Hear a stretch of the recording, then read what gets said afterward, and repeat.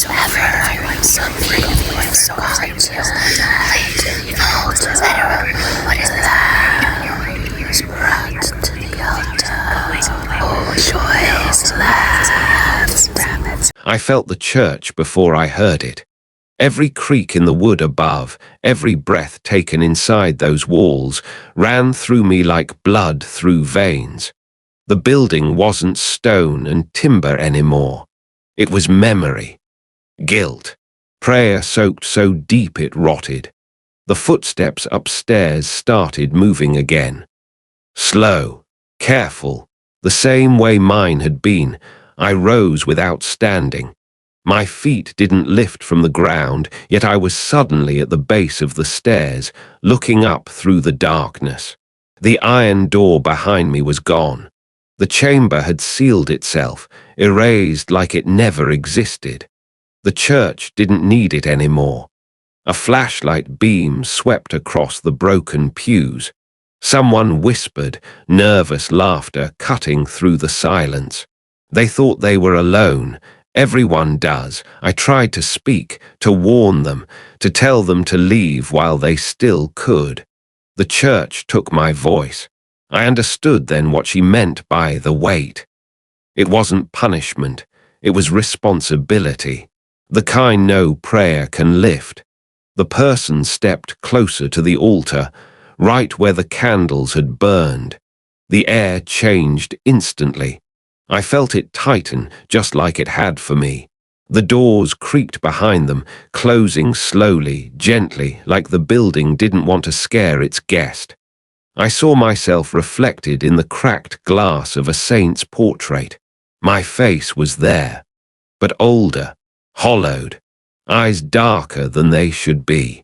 I raised my hand without meaning to. The candles ignited, one by one. The visitor froze, their breath quickened. Their heart beat loud enough that I could feel it echo through the walls. They whispered a name, not mine, their own. The same mistake I made. I moved forward, not walking, not floating, just being closer. The floor accepted me. The shadows followed. They turned. Our eyes met. And I saw it then, every soul who had stood where I stood, every person who chose silence over action, every prayer spoken too late. They all lived in that moment of recognition. The visitor backed away, stumbling, terror written across their face. I wanted to look away. I couldn't. The church bells rang once. Low, final. The truth settled in fully. The nun was never the curse. She was the first keeper. The church needed someone who would stay when others left, someone who would remember when everyone else forgot, someone who could feel the weight and still stand. I felt the doors lock. The candles burned steady. The cycle completed itself again. Outside, the world moved on. Cars passed. Lights glowed. People lived. Inside the church, time stopped. And somewhere far away, another person heard a rumor about an abandoned place that felt wrong. Curiosity tugged at them, just like it did to me.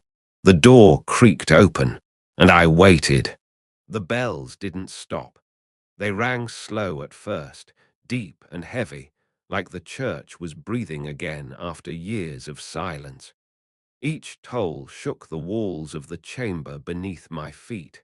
Dust fell from the ceiling, settling on the faces of the spirits standing around me. They didn't move closer. They didn't need to. I realized something was wrong with my body. My hands felt numb, not from cold, but from distance, like they weren't fully mine anymore.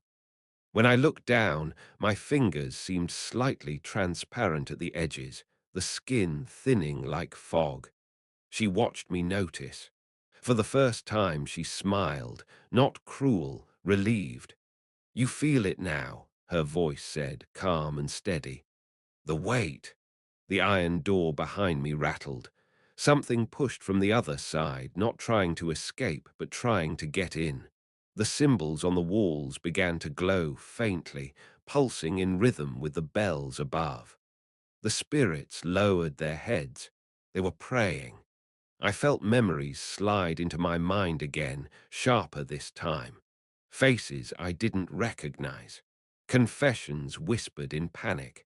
People standing in church pews, hands folded, listening to sermons about forgiveness while smoke filled the floors below. I saw her again, alive this time, younger, locked inside a small room behind the altar. Her fists bled as she pounded the door. Her prayers turned into curses as the heat rose. No one opened it. No one even tried. The vision snapped away. I staggered, gasping, and she caught me before I fell. Her touch was solid now. Too solid, like stone. "This place needs someone who remembers," she said. "Someone who feels what they felt." I tried to tell her I wasn't worthy, that I didn't belong here, that I didn't want this. The words never reached my mouth. Above us, footsteps echoed across the church floor. Fresh ones, real ones. Someone else had entered the building.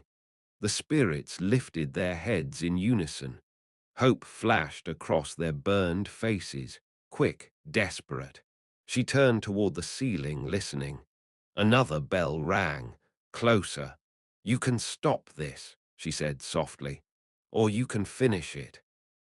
The iron door began to open again, just a crack, releasing a wave of heat and screams that weren't memories this time. They were current, alive. I understood the choice then. If I left, the cycle would continue. Another soul trapped, another story buried, another lie told in the name of prayer. If I stayed, the bells above rang faster. The footsteps upstairs froze. Someone whispered my name. I stepped forward. The chamber trembled, responding, accepting. The spirits backed away, bowing their heads. The iron door slammed shut one final time. The bells stopped. Silence rushed in, thick and final. She looked at me, eyes calm, human again. "Thank you," she said. Her body began to fade, her form unraveling into ash and light, lifting upward through the cracks in the ceiling. And when she was gone, I felt it fully. The church, every wall, every sin, every prayer left unanswered. They weren't watching me anymore. They were waiting for me to watch others, because someone else was already pushing open the door upstairs, and I was no longer the one trapped below. The flames didn't burn, they whispered. Each candle crackled with a voice, different, layered, overlapping. Prayers twisted into screams, screams twisted into laughter. My feet refused to move, like the floor had grown hands and wrapped around my ankles. I tried to speak. Nothing came out. She stepped closer. Every step made the candles tremble, their light bending toward her like they were loyal. Her shadow stretched unnaturally long, crawling over the walls, reaching for me before she did. I finally broke free and stumbled backward, straight into the altar. It collapsed. The sound echoed like a gunshot. Silence followed. The candles went out, all at once. Darkness swallowed the room so completely that even my thoughts felt muffled. Then something cold brushed against my wrist. Fingers, too many of them. They wrapped around my arm and yanked me down. The floor opened. Not cracked, opened. I fell into darkness that smelled like smoke and rot. My body slammed onto stone steps, spiraling downward. Each hit knocked the air out of me, but I couldn't scream. I landed hard. Below the church. A chamber no one ever wrote about. The walls were covered in symbols scratched by fingernails. Bloody prayers. Names carved so deep they tore the stone. Hundreds of them. Thousands. In the center of the room stood a massive iron door. Scratched into it over and over was the same word. Forgive. The whisper returned right next to my ear. You saw, I turned. She wasn't alone. Figures stood behind her, men, women, even children, burned, broken, hollow-eyed. Not ghosts drifting aimlessly. Prisoners. She raised her hand and they all looked at me, at once. Their mouths opened, not screaming, accusing. I understood then. The church didn't kill her. The people did. They locked her in, lied about it, prayed above her screams.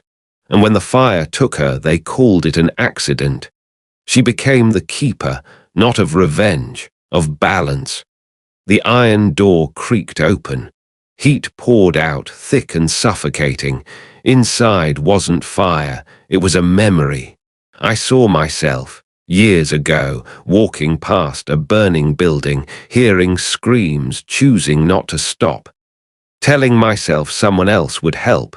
The room shook. She stepped behind me. Her voice wasn't angry anymore. It was disappointed. You stayed silent. The spirits closed in. The iron door slammed shut behind me. The candles above reignited. And somewhere far above, the church bells began to ring again, not to warn, but to welcome. Because the ritual wasn't finished.